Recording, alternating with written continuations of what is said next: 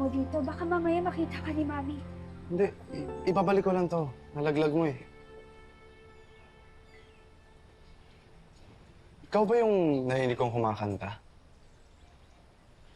Narinig mo yun?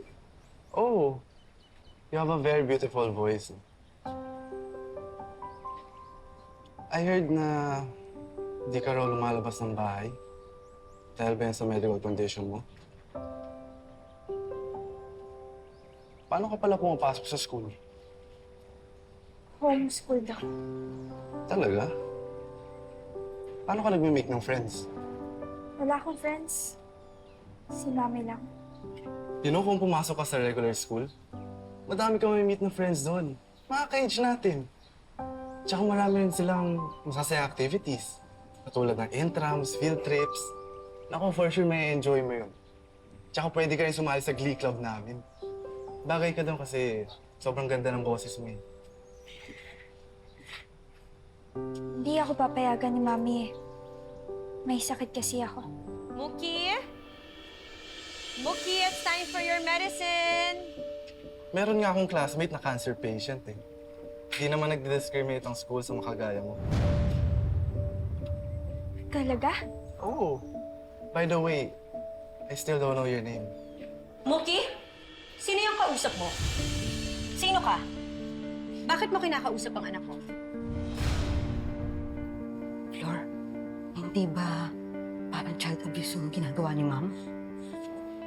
Sinong ina ang gagawa ng ganun sa sarili ng anak? Shh! Kamaingay, baka marinig ka ni Ma'am.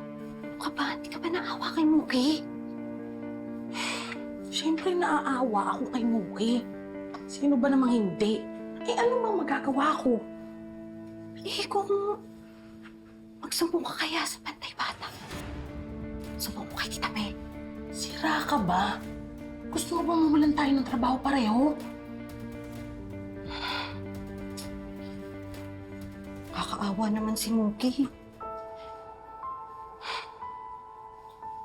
Kung akong nanay nun, hindi ko pagmamalupitan yung anak ko.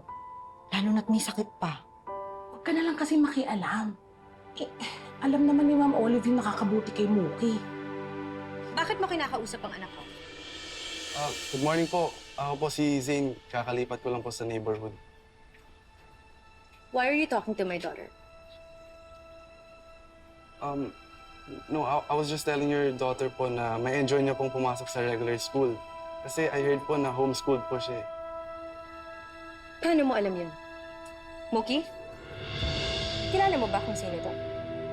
Hindi din po, Mami. Ngayon ko lang po siya nakita. Kasi po, if pumasok siya sa regular school, pwede siya sumali sa glee club namin. Bagay siya doon kasi sobrang ganda po ng boses niya.